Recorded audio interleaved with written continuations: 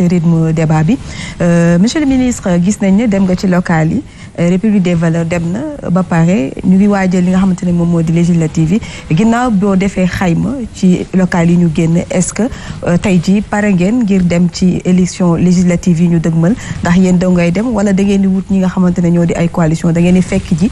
lu mel ni yenn ci coalition yi comme lu mel ni gëm sa bopp wala yeewu askan wi naka ngeen fas yéene defee li nga xamante ne moom moo di élection yi ñu dëgmal. waaw d'abord sant yàlla bu baax ñu ngi dem élection locale yi seul parce que situation bi moo ñu ko exiger dañu bokkoon ci ay kuréel ci waxtaan yi ñu gis ni que comme li may wax sànq am na ay principe yoo xam ne ñun bëgguñu ko teggi ñàkk moo ñu gënal teggi principe yooyu moo ñu obligé ñu dem seul parce que dafa am lu ñuy wootee nag foofu laa d'accordul souvent ci yenn analystes yi suñu yenn mbokk yi ñuy wax ni fexe leen ngeen ànd teg ego du question ego principe ak ego du benn gars yi dañuy jàpp ni que bu ñu wuutee gis-gis rek wala réeroo rek problème mu kan mooy jiitu la wala diw buggul diw et cetera non problème de principe la daa wax benn affaire bu ndaw rek pour gars yi ma nuyuwaale suma xarit yu nekk yu mel ni Pastef en 2019 ba ñuy dem élection présidentielle ñun ñoo ne woon bu ñu amulee parrainage kenn neexaluñu kenn saxaluñu lem bu ñu amulee parrainage dinañu jàppale Pastef candidat Pastef bu amee parrainage diggante gi am wuute bu ci am ci ay principe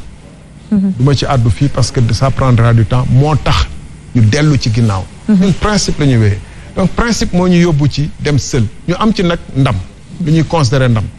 parce que boo xam ne bu fekkante ni am mairie rek moo ñu taxoon a jóg bu ñu demoon coalition Thiès ñu am ñu gagné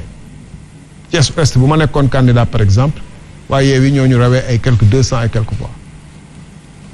bu ñu àndoon ak Yewwi on pourrait être facilement candidat bu ñu àndoon ak Wallu on pourrait être facilement maire bu ñu àndoon ak keneen mais ñun dañuy ànd loo xam ne fii la ba ilaa yow mi diin ku ñu laaj dinañ wax pourquoi ñu ànd ak ñoom donc am ci ndam parce que les gens n'ont pas suffisamment nit ñi waxuñu suffisamment que koñ bu ma dëkk quartier bu ñu dëkk muy Randoulène ñu koy wax Grand Thiès te coupé Randoulène Sud ak Randoulène Nord ñoom Idrissa Seck nekk Malick Kayre muy Randoulène Nord ñoo bokk koñ dañ leen fa gañe bokk duma moom bëgguma ko di wax ci presque tous les bureaux de vote à l'exception de raw leen fa un grand écart te ñun ñoo jiitu c'est-à-dire que ñun ñoo jiitu yeneen coalition yëpp il y avait au moins 3 coalitions Yewwi Benno Bokk Yaakaar avec Orange ak Wallu ok bu PDS ñu dem Randoulène Sud boo xam ne y avait 2 grands centres de vote aussi muy Thierno Ciré Elimane ak Ali Ba dañu leen fa jiitu lu kawe ñoom ñëpp ñun on était largement en tête donc c'est dans d'autres quartiers que Yewwi a fait la différence donc ñun on considère que lu ñu bëggoon affirmer gars yi ne la non sañu waru leen dem seul bu ngeen demee on va vous écraser non c'est dangereux et cetera on a eu le courage d'aller seul et d'affirmer nos principes ak di remercier waa Thiès yi nga xam ne dañu tànn non pas sur de l'argent non pas sur le truc mais si valeurs yi ñuy woote di leen jaajëfal bu baax di leen nuyu au passage donc bu ñu demee raw ay coalition yu mag et jël ay mairie jël nañu mairie Bogal dans Pikine Nord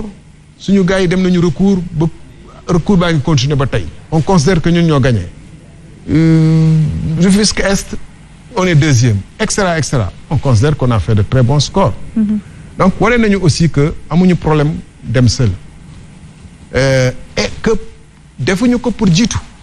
c'est important parce que gars yi dañu ne wooy ma vous n'avez pas pu gagner une mairie mais bu ñu bëggoon gagner ñu ànd ak gars yi def ni ñëpp voilà non xam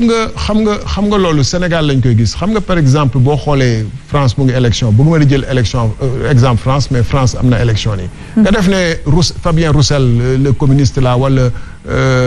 Mélenchon wala et cetera dafa dem coûte que coûte pour gagner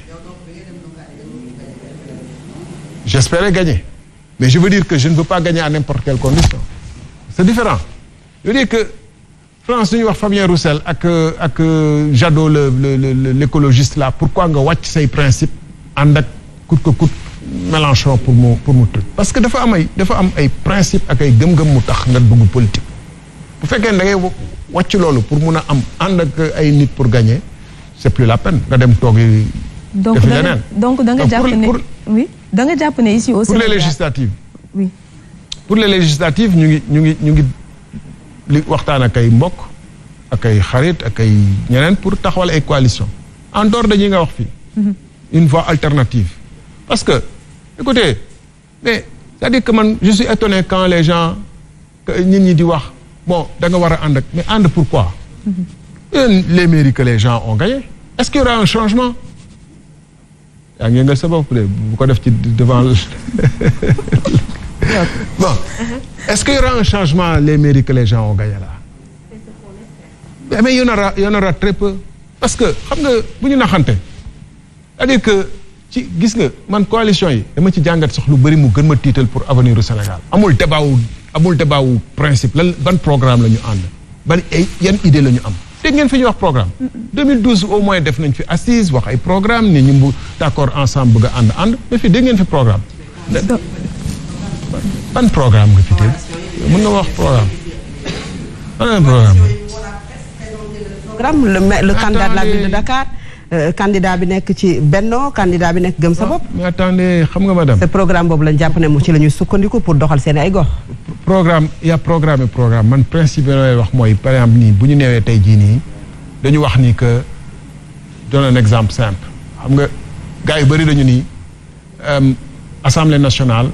war nañu soppi nu mu doxalee parce que Macky Sall moins de 50% la am 49% la am contrôlé Assemblée nationale bi. du loolu dégg nañ ko saa yu ne opposition bi di ko def di ko wax am déet mais tey jii nii dem leen xooli mairie yu opposition yi contrôlé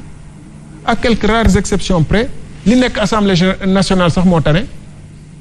parce que Assemblée nationale sax Macky Sall am na 49%. donc monsieur le ministre je termine sur ce point important très important dinañ ci ñëw tout à l'heure je termine sur ce point comme je l'ai ouvert allez-y. ma ne Assemblée nationale sax Macky Sall am na fa 49% wala Benno Bokk Yaakaar am na fa 49% du Macky Sall mais dañuy résumer Macky Sall nii mais tey jii nii am na maire yoo xam ne le maire à 20% wala la liste du maire gagnant à 20% il contrôle tout le bureau municipal def ñu benn effort pour ubbi wax pari kii démocratie bu ñu doon wax di ko jooy ci Assemblée nationale boo demee commission yi ñooy contrôler lépp boo demee tey ci programme yi ñuy dérouler boo moytulee programme yi fi maire bi fa newoon am na mairie bu ma xamoo je vais pas citer un exemple mais programme yi fi mairie bi bàyyi woon lay dérouler prenons un autre exemple vous avez vu récemment xam nga Sénégal gesticulation moo fi ak wax ju bëri moom moo fay servir de programme politique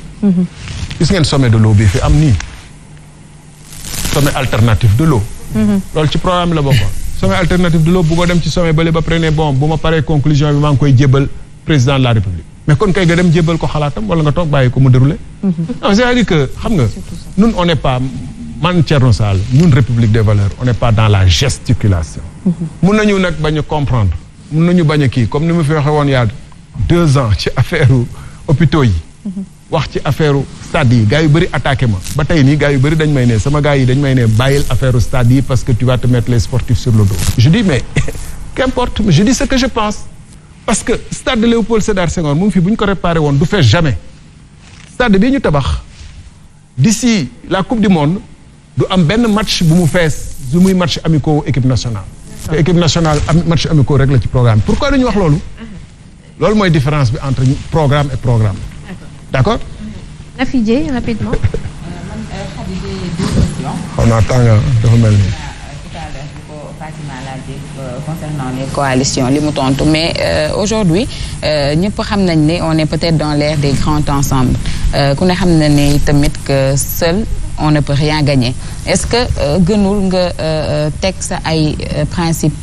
personnels pour rejoindre peut-être les principes généraux jokk ci benn coalition bu ci mel ni Yewwi Askan Wi wala Gëm sa bopp comme l'a si bien dit Fatima.